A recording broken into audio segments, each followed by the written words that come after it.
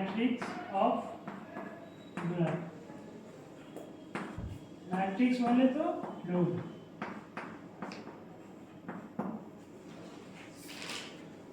तो इस प्लाज्मा, इसमें आप देखो जितनी भी अब सेल्स है, सेल्स है, सेल्स हमारे बॉडी का क्या होता है, फंक्शनल यूनिट होता है, वही फंक्शंस करते हैं, ठीक है। फंक्शनल यूनिट सेल्स होता है। चाहे कोई टिश्यू है, कोई ऑर्गन है, कोई ऑर्गन सिस्टम है, उसका सेल्स काम करता है, ठीक है। तभी क्या होता है, आदमी सर्वाइव करता है, लिविंग थिंग सर्वाइव करता है। उसका सेल्स फंक्शन करना स्टॉप कर दे तो फिर वो भी क्या होता है, उसका या वो सिस्टम का, ऑर्गन सिस्टम का फंक्शन क्या होता है, स्टॉप हो जाएगा, और टिश्यू का फंक्शन स्टॉप हो जाएगा। तो सेल्स इसीलिए वो फंक्शनल यूनिट होता है। स्ट्रक्चर तो जानते ही है, फंक्शनल यूनिट इसलिए होता। तो अब देखो जो भी सेल्स है, बताया था ब्लड सेल्स के बाद, जो भी सेल्स है वो क्या करेगा, फंक्शन करेगा। क्या होगा, फंक्शंस करेगा, इसलिए वो फंक्शनल, ठीक है। फंक्शनल होगा, सेल्स है तो क्या होगा, फंक्शनल होगा, वो फंक्शन करेगा, इसीलिए उसको फंक्शनल यूनिट भी बोलते हैं। तो इस फंक्शन से कुछ ना कुछ प्रोडक्ट जो होगा वो उत्पन्न होगा, कुछ का ब्रेकडाउन होगा और कुछ का क्या होगा, निर्माण होगा, ठीक है। इसीलिए उसको बोलते हैं उत्पन्न होगा। उसको हम लोग कैसे जानते हैं, मेटाबॉलिज्म, उसको क्या कहते हैं, मेटाबॉलिज्म, मेटाबॉलिज्म, ठीक है। तो अब देखो मेटाबॉलिज्म में पढ़े होंगे, शुरू में ही थोड़ा सा रिमाइंड कराता हूँ पहले वाला क्लास को। तो मेटाबॉलिज्म में देखो क्या होगा, कैटाबॉलिज्म, कैटाबॉलिज्म है ना, और एनाबॉलिज्म, एनाबॉलिज्म। तो कैटाबॉलिज्म में क्या होगा, ब्रेकडाउन होगा, कोई भी बायोमॉलिक्यूल्स या कुछ कोई भी ये होगा, क्या होगा, ब्रेकडाउन, ठीक है। वो क्या होगा, ब्रेकडाउन होगा। एनाबॉलिज्म में क्या होगा, फॉर्मेशन होगा, निर्माण होगा, फॉर्मेशन, उसको सिंथेसिस भी बोलेंगे, क्या बोलेंगे, सिंथेसिस भी, ठीक है। तो अब कोई भी, तो बायोमॉलिक्यूल्स क्या करते हैं, हम लोग फूड सोर्स से भी लेते हैं, अब कुछ ऐसे बायोमॉलिक्यूल्स होते हैं जो हमारे सेल्स खुद क्या करते हैं, उसको निर्माण करते हैं, सिंथेसिस करते हैं। तो जो भी फूड प्रोडक्ट्स लेते हैं, डाइजेशन में पढ़े थे कैसे ब्रेकडाउन होता है, जो भी फूड इंग्रेडिएंट्स लेते हैं, न्यूट्रिएंट्स लेते हैं, उसका ब्रेकडाउन कैसे कैसे होता है, उसमें पढ़े थे कार्बोहाइड्रेट्स का कैसे ब्रेकडाउन होता है, फैट्स का कैसे होता है, प्रोटीन्स का कैसे होता है, न्यूक्लिक एसिड्स का कैसे होता है, ये सब सारा देखे थे। तो अब उसमें ब्रेकडाउन होगा, अब कुछ का फॉर्मेशन होगा। तो वो कहाँ आएगा, वो सारे जो आएगा वो कहाँ आएगा, जो मेटाबॉलिज्म में जो मेटाबॉलिक प्रोडक्ट होगा, मेटाबॉलिज्म में जो मेटाबॉलिक प्रोडक्ट होगा, है ना, वो किस में आएगा, इसी ब्लड प्लाज्मा में आएगा, इसी किस में आएगा, इस ब्लड प्लाज्मा में रहेगा, ठीक है।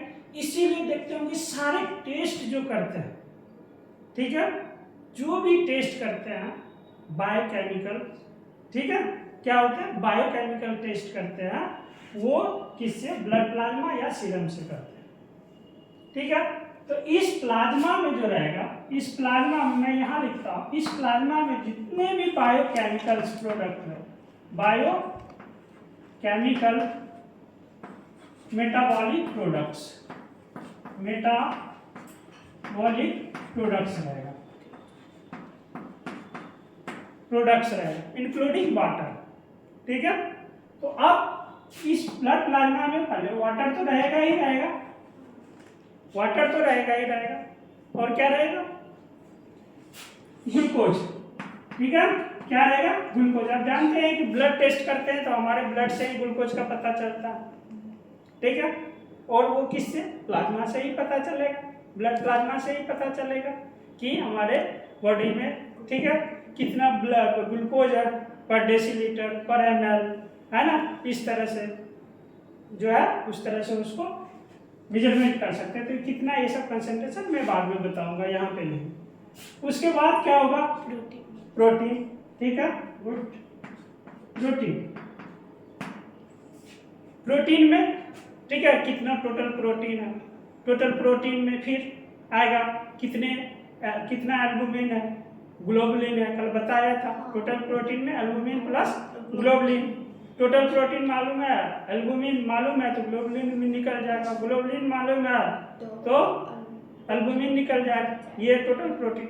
इसके साथ साथ और सारे प्रोटीन्स हैं जिसमें हमारे क्या होते हैं एंटीबॉडीज, ये सब देखो टेस्ट लिखता है, एंटीबॉडीज टेस्ट ये सब लिखता है ना उसमें, तो वो एंटीबॉडीज ये सब सारा मालूम है हो जाएगा कि कितना इम्यूनोग्लोबिन ए है, कितना इम्यूनोग्लोबिन जी है, कितना एम है, ठीक है, ये सब कितना उसका कंसंट्रेशन है, ये सब सारे जितने। तो जो भी इसमें मेटाबॉलिक प्रोडक्ट, सारे मेटाबॉलिक प्रोडक्ट कहाँ आ रहा इसमें, किसमें ब्लड प्लाज्मा में रहेगा, ठीक है। इसके अलावा लिपिड्स है ना, सुनी होगी लिपिड्स प्रोफाइल है ना, लिपिड्स प्रोफाइल सारा इसी में प्रोफाइलिंग करता है, इसी से लिपिड प्रोफाइल का नाम सुनी होगी कि जो प्रोफाइलिंग करता है लिपिड्स का इसी में होगा, तो उसमें ट्राइग्लिसराइड्स, ठीक है, और कोलेस्ट्रॉल है ना, फॉस्फोलिपिड, ये सब सारा आ जाएगा उसमें भी है ना, क्या है एलडीएल, एचडीएल है ना, ये सब सारा आ जाएगा। तो इसमें जितने भी फैटी एसिड्स होंगे इंक्लूडिंग सारे जितने भी है इसमें आ जाएगा, ठीक है, लिपिड्स प्रोफाइल में है ना, बाइल सॉल्ट से लेकर जितने भी है इसमें सारा आ जाएगा लिपिड्स में। और हम जब लिपिड्स के बाद जितने भी मिनरल्स का स्टडी करेंगे, मिनरल्स, तो इसमें सोडियम आयंस, पोटासियम आयन, ठीक है, जितने भी ये सब रहेगा, कैल्शियम आयंस है ना, ये सब जितना भी होगा ये सारे आयंस का हम लोग स्टडी कर सकते हैं, किससे, ब्लड प्लाज्मा से।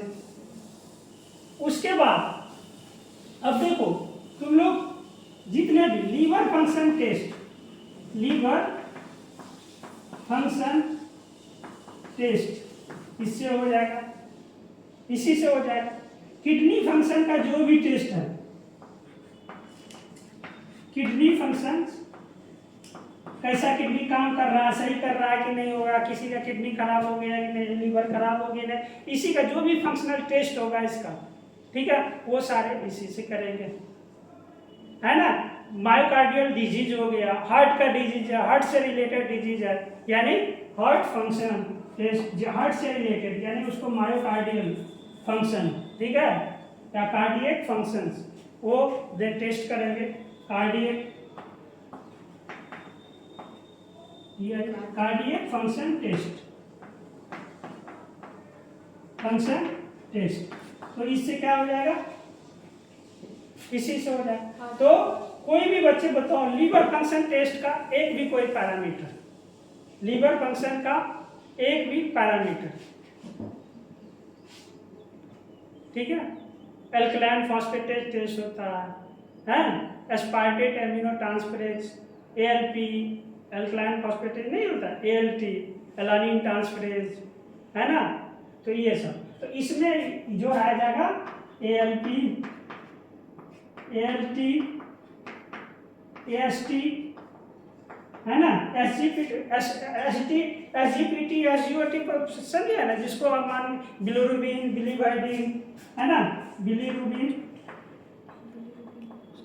बिलीवर्डिन जो जॉन्डिस में होता है, बिलीवर्डिन, ठीक है, ये सारे टेस्ट जो होते हैं वो कहाँ से होगा, ये सब लीवर फंक्शन टेस्ट है, क्या लीवर फंक्शन टेस्ट है, यही सब डॉक्टर लिखते हैं। तो और कहाँ मिलेगा हमको, ये सब सारे ब्लड प्लाज्मा में, ब्लड से मिलेगा, ब्लड के सैंपल से मिलेगा, ये लीवर फंक्शन टेस्ट। अब किडनी फंक्शन टेस्ट, तो किडनी में ठीक है क्या होगा, किडनी में अब यूरिया है, यूरिक एसिड,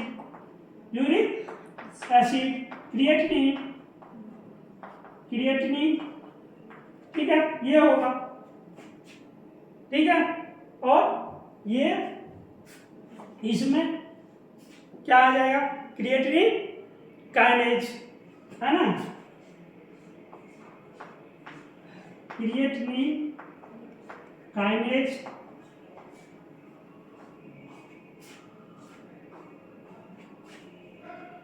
ठीक है।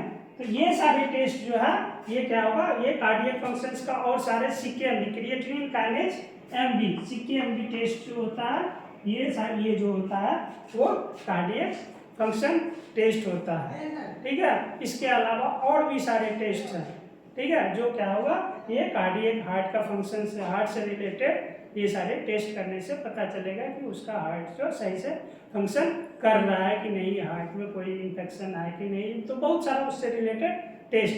तो जितनी भी टेस्ट करेंगे, जितने भी मेटाबॉलिक प्रोडक्ट्स का टेस्ट करेंगे, जो भी ब्लड में आएगा तो वो इसमें रहेगा प्लाज्मा में ठीक है।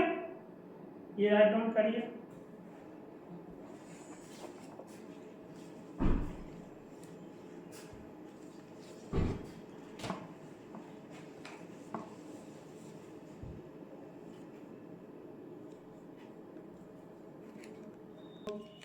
कार्डियक फंक्शन टेस्ट में मैंने बताया था क्या, क्रिएटिनिन काइनेज है, देन लैक्टेट डिहाइड्रोजेनेज। एलडीएच का क्या मतलब होता है, लैक्टेट डिहाइड्रोजेनेज।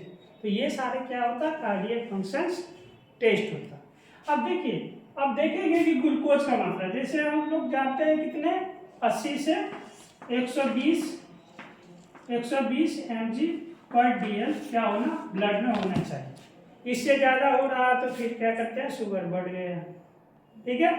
तो इस तरह से उसके बाद ये प्रोटीन, जब प्रोटीन टेस्ट होगा तो देखिए प्रोटीन में जितने भी इन्फेक्शंस होते हैं ठीक है, इन्फेक्शंस ये सब होते हैं, तो एक तो ये सारा यहाँ ब्लड सेडिमेंटेशन रेट जो देखेंगे ये सब उसके लिए वो आएगा, उसके साथ और भी जो भी इम्यून सिस्टम से रिलेटेड होता है इसी प्रोटीन में, इसी सीरम से जो इम्यून सिस्टम रिलेटेड जो होता है टेस्ट, इम्यून सिस्टम्स ठीक है, या इसको हम लोग इम्यूनिटी से रिलेटेड है ना, रिलेटेड जो भी टेस्ट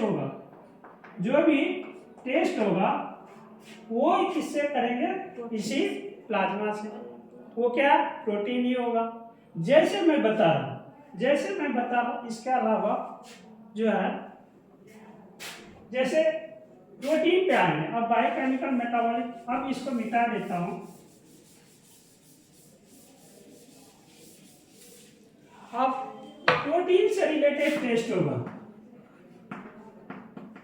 प्रोटीन से रिलेटेड जो भी टेस्ट होगा है ना, तो उसमें जितने भी इंटरल्यूकिन्स हैं, दैट मींस साइटोकाइंस का नाम सुने होंगे आप लोग ठीक है, साइटोकाइंस का नाम सुने होंगे। तो इसमें जितने भी इंटरल्यूकिन्स हैं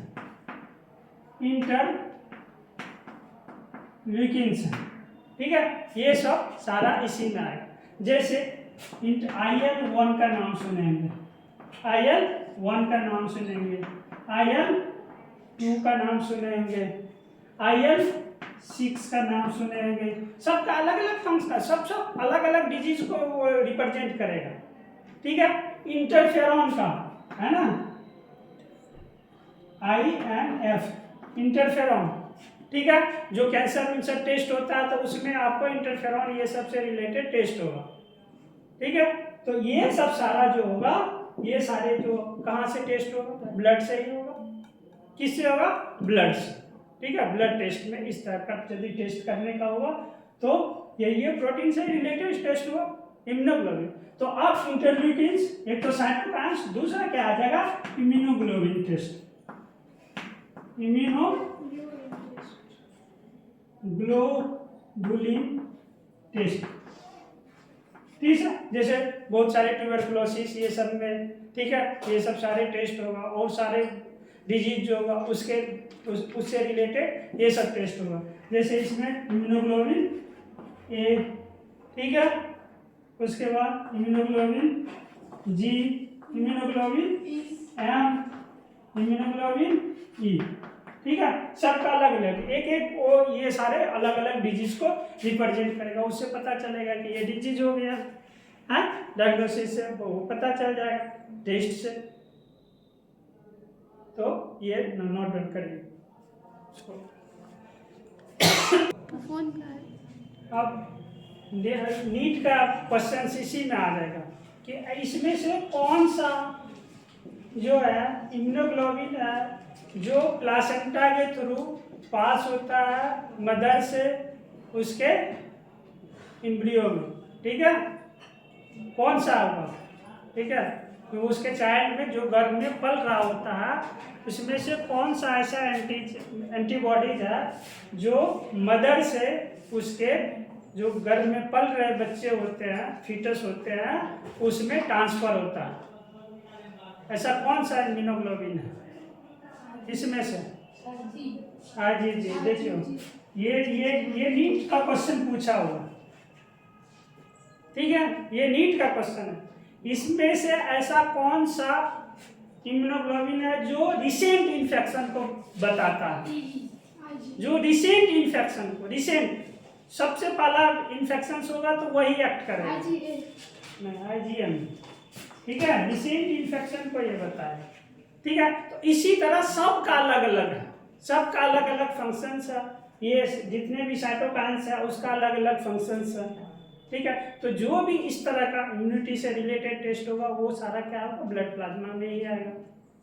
इसके बाद बताया कि लिपिड से रिलेटेड जितना भी होगा, LDL, HDL, कोलेस्ट्रॉल, ट्राइग्लिसराइड्स, है ना, तो ये सब जितने भी टेस्ट होगा वो सारे ब्लड प्लाज्मा से ही होगा, है ना।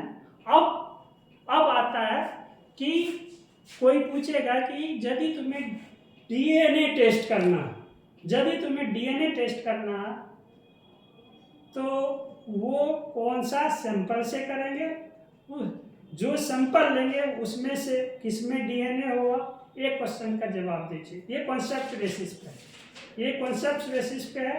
यदि आपको DNA का टेस्ट करना होगा, DNA का टेस्ट करना होगा तो उसमें से कौन सा सैंपल इंपॉर्टेंट हो जाता है, स्पेसिफिक सैंपल, ठीक है, सैंपल में भी स्पेसिफिक कोई भी, चलिए थोड़ा सा ये लग रहा होगा आप लोग को टफ है, तो से DNA कल ही बताए थे कि DNA का लोकेशन कहाँ होगा, सेल्स में, सेल्स में कहाँ, न्यूक्लियस में और माइटोकॉन्ड्रिया में, ठीक है।